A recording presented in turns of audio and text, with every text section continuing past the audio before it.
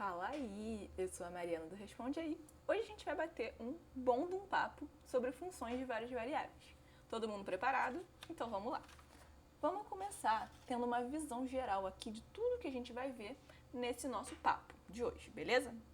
A gente vai começar fazendo uma introdução e falando mais ou menos assim o que são funções de várias variáveis. Depois a gente vai focar nas nossas funções de duas variáveis, e aí a gente vai falar um pouco sobre domínio e imagem de funções de duas variáveis. Vamos falar também sobre curvas de nível e gráficos e a relação entre curva de nível e gráfico de uma função de duas variáveis. Depois vamos partir para as nossas funções de três variáveis, daí a gente vai falar sobre o domínio dessas funções e também sobre superfícies de nível. Saindo disso, vamos falar um pouco de limites, e aí vamos aprender como que a gente faz para calcular um limite e como é que a gente faz para mostrar que esse limite não existe. E também uma técnica para calcular limite chamada de teorema do sanduíche. Depois a gente vai falar um pouco sobre continuidade de funções de várias variáveis e vamos partir para as derivadas. E a gente vai falar de derivadas parciais de ordem superior e também sobre vetor gradiente. E, para continuar nosso papo de derivadas, vamos falar um pouco sobre derivação implícita. Depois a gente vai partir para a regra da cadeia, e a gente vai falar do caso de regra da cadeia, quando a gente tiver só um parâmetro e quando a gente tiver também mais de um parâmetro. Aí a gente vai falar sobre plano tangente e reta normal, e depois, focando aqui, vamos falar um pouquinho de reta tangente à interseção de superfícies. Depois vamos partir um pouco para as derivadas direcional, falando da derivada direcional especificamente, e também um pouco da direção de maior crescimento de uma derivada direcional. Aí a gente vai partir para máximos e mínimos da nossa função. E aí vamos falar de ponto crítico, como é que a gente faz para achar o ponto crítico, como é que a gente faz para classificar os pontos críticos de uma função e como é que a gente encontra esses pontos críticos, esses máximos e mínimos, numa região fechada.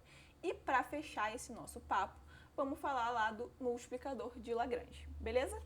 Beleza, então vamos começar com a nossa introdução de funções de várias variáveis. Para isso, vamos lembrar, o que é uma função?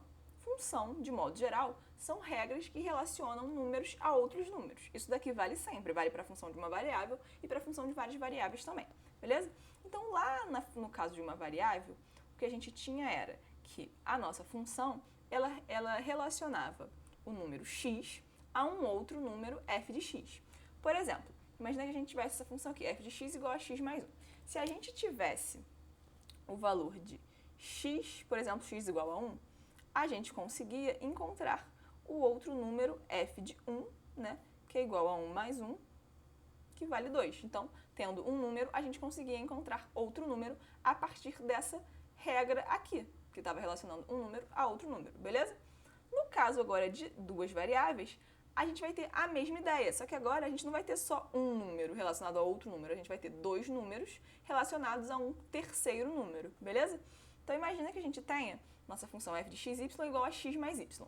Se a gente tiver aqui, ó, os valores de x e y igual a 1 e 1, a gente consegue encontrar um terceiro número, que é o f de 1, 1, que vai valer 1 mais 1, 2, beleza? E para a função de três variáveis? Para a função de três variáveis, a ideia é a mesma, só que agora a gente vai ter três números sendo relacionados a um quarto número. Então, a gente vai ter o número x, y, z, que a gente, a partir desses números, consegue encontrar um quarto número, f de x, y, z. Imagina que a gente tem essa função aqui, ó, f de x, y, z é igual a x mais y mais z. Se a gente tiver os nossos números x, y, z iguais a 1, 1 e 1, a gente consegue encontrar o nosso quarto número, f de 1, 1 e 1, que vai valer 1 mais 1 mais 1, vai valer 3, beleza? Beleza, e assim por diante, a gente podia continuar isso para 4 variáveis, 5 variáveis, quantas variáveis a gente quisesse, mas na verdade a gente vai parar aqui nas funções de 3 variáveis, porque 3 variáveis já está de bom tamanho, ninguém é obrigado também a ficar 1 milhão de variáveis, beleza? Beleza. Agora que a gente já tem uma visão geral sobre o que é uma função e o que são funções de várias variáveis, vamos falar um pouquinho do gráfico dessas funções. Bom, para uma função de uma variável, o gráfico vai ser uma curva, que é um negócio que tem uma dimensão. Então, uma variável, uma dimensão, beleza? E onde é que a gente vai desenhar essa curva, esse gráfico da função de uma variável? Bom, lá no cálculo de uma variável, como é que a gente fazia para desenhar o gráfico de uma função? A gente pegava e fazia aqui, ó, y igual a f de x. Aí a gente traçava o plano x y. E daí ia lá e pá, desenhava a nossa curva, que no caso aqui é uma reta. Show? Então, significa que o gráfico de uma função, de uma variável, que é uma curva, ele está contido num plano de duas dimensões, plano x, y. Então, ó, repara nisso daqui. Quando o gráfico tem uma dimensão, ele está contido num lugar com duas dimensões, beleza? Uma dimensão a mais. Tá. Como a gente aumenta uma variável, a gente também aumenta uma dimensão. Isso significa que o gráfico que é a nossa função de duas variáveis, o gráfico dela, vai ser uma coisa de duas dimensões, que é uma superfície. Em geral, vai ser uma daquelas superfícies que a gente conhece, tipo, sei lá, um cone, uma esfera, uma parada dessa, que a gente conhece e a gente sabe desenhar. E a gente tem que ficar atento, porque a gente vai precisar desenhar bastante gráfico de função de duas variáveis, beleza? E aí, tá, se aumentou uma dimensão no gráfico, ele virou uma superfície, então a gente tem que aumentar uma dimensão também no lugar onde a gente desenha esse gráfico. Então, o gráfico de uma função de duas variáveis, a gente vai desenhar ele no espaço, ou seja, num sistema de coordenadas 3D, x, y, z, beleza? Como é que a gente vai fazer? A gente vai seguir a mesma ideia aqui do cálculo de uma variável.